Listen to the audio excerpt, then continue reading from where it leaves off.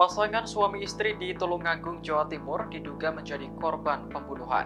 Keduanya ditemukan tewas di rumahnya di Desa Ngantru, Kecamatan Ngantru pada Kamis 29 Juni malam.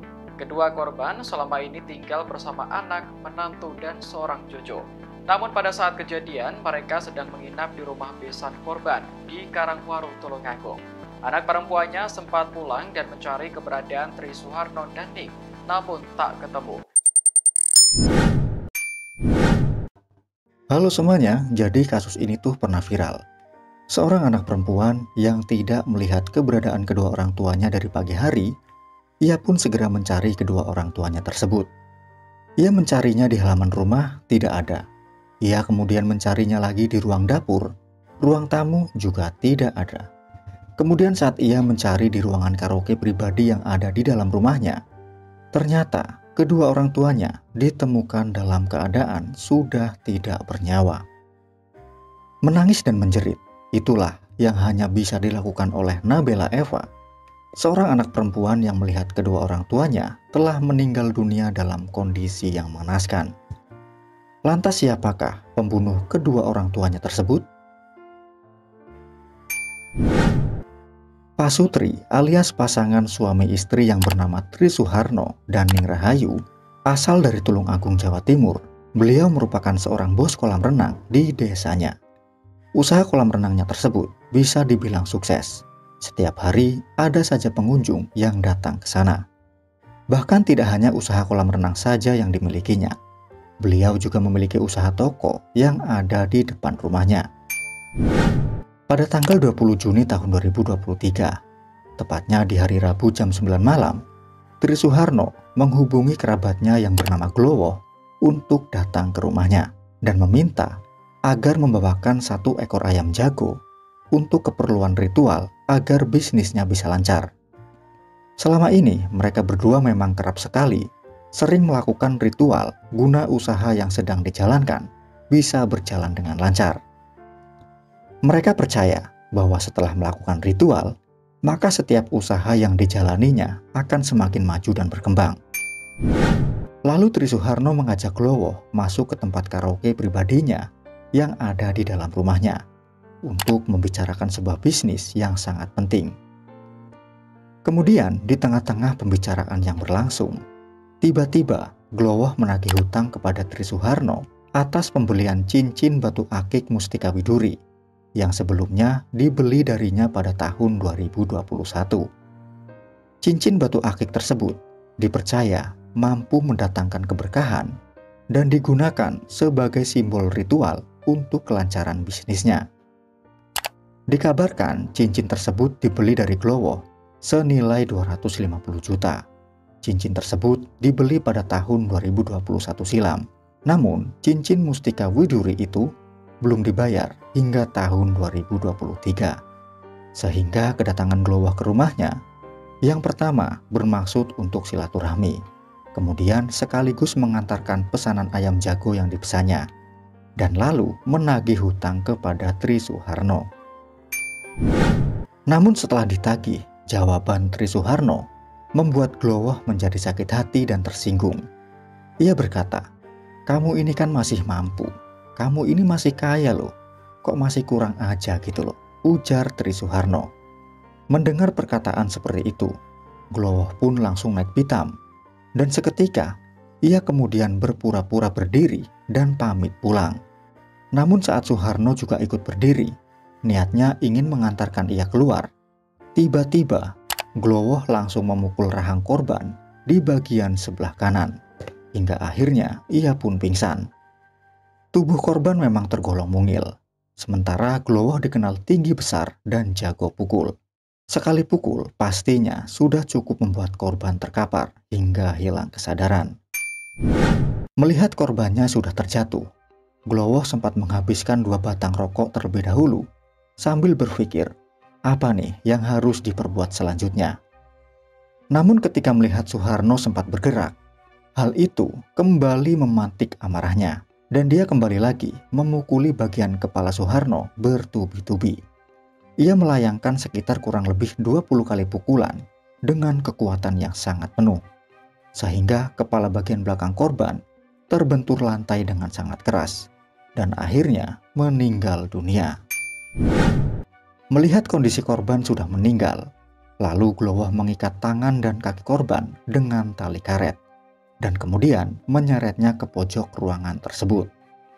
Tingkah keji Glowo tidak sampai di situ saja.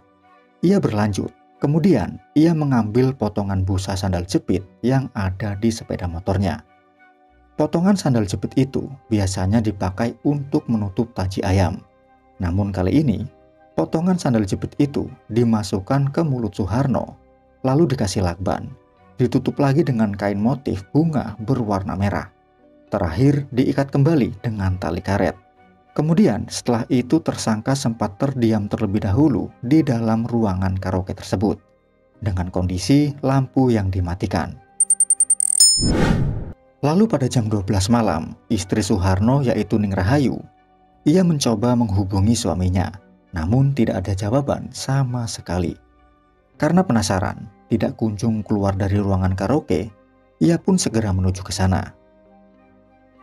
Sesampainya di sana, ruangan karaoke itu tampak gelap. Ning Rahayu pun sempat heran.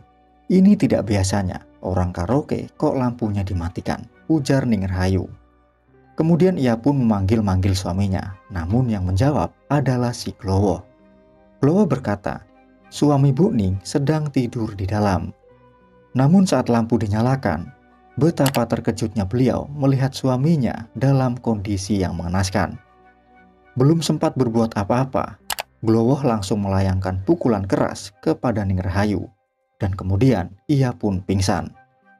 Tersangka lalu menyeret tubuh Ning Rahayu lebih dalam ke ruangan karaoke itu, dan menghajarnya dengan 5 pukulan keras, hingga akhirnya meninggal dunia. Tidak sampai di situ saja, tersangka lalu mengambil kabel mic yang ada di dalam ruangan karaoke itu, dan menjerat leher korban dengan kabel mic tersebut hingga kabel itu putus. Bahkan kemudian, kabel itu lalu dililitkan ulang dengan ketat ke leher korban, hingga seluruh bagian kabel terlilit ke tubuh korban. Proses pembunuhan ini, kata si pelaku, berlangsung sekitar kurang lebih 30 menit. Nah, barulah setelah itu, pelaku pulang pada jam 1 malam, menggunakan sepeda motor Honda PCX yang berwarna hitam. Setelah melakukan aksi kejinya itu, Glowo sempat menenangkan diri terlebih dahulu. Ia menenangkan diri di kandang kambing yang ada di belakang rumahnya, bahkan hingga pukul 1:30 malam. Lalu setelah itu, ia masuk ke dalam rumah dan tidur di ruang keluarga dengan beralasan karpet. Keesokan harinya, pada jam 5 sore, anaknya yang bernama Nabela Eva mencari keberadaan kedua orang tuanya. Ia mencarinya di halaman rumah, tidak ada. Ia kemudian mencarinya lagi di ruang dapur, ruang tamu juga tidak ada. Kemudian saat ia mencari di ruangan karaoke pribadi yang ada di rumahnya, ternyata kedua orang tuanya ditemukan dalam keadaan sudah tidak bernyawa. Menangis dan menjerit, itulah yang bisa dilakukan oleh Nabela Eva, seorang anak perempuan yang melihat kedua orang tuanya telah meninggal dunia dengan kondisi yang mengenaskan. Lalu ia pun segera melapor kejadian tersebut kepada pihak kepolisian. Setelah polisi datang ke TKP, polisi langsung mencurigai bahwa Pasutri tersebut meninggal bukan karena ajal, melainkan meninggal karena dibunuh. Polisi lantas segera melakukan serangkaian penyelidikan dan mengarah kepada satu pelaku, yaitu si Glowo. Karena memang di HP korban, terakhir terlihat ia menghubungi orang tersebut. Lantas polisi pun segera datang ke rumah Glowo. Namun sayang, sesampainya di sana ia tidak ada di rumah. Tetapi polisi menemukan barang bukti berupa jaket dan kaos yang berlumuran darah yang ditaruh oleh pelaku di atas mesin cuci. Bahkan tidak hanya itu saja, polisi juga menemukan barang bukti yang menyerupai barang bukti yang ada di TKP. Karena pelaku tidak ada di rumah, polisi lantas menuju ke rumah saudaranya yang diduga menjadi tempat persembunyiannya. Akan tetapi sesampainya di sana, tersangka pun lagi-lagi tidak ada. Lalu kemudian setelah itu polisi langsung menuju ke rumah temannya. Bahkan ada juga yang membantu mencarinya di semak-semak belukar. Dan hasilnya juga tetap tidak ditemukan. Lantas, kemanakah perginya si Glowoh ini? Selang beberapa hari kemudian, Glowoh yang hidupnya tidak tenang dihantui oleh kesalahan. Ia pun kemudian menyerahkan diri dan didampingi oleh tokoh masyarakat dan juga pengacara yang ditunjuk oleh keluarganya. Saat diinterogasi oleh polisi, awalnya Glowoh tidak mau mengakui perbuatannya. Namun selang 2 jam berikutnya, akhirnya Glowoh pun mau mengakui perbuatannya.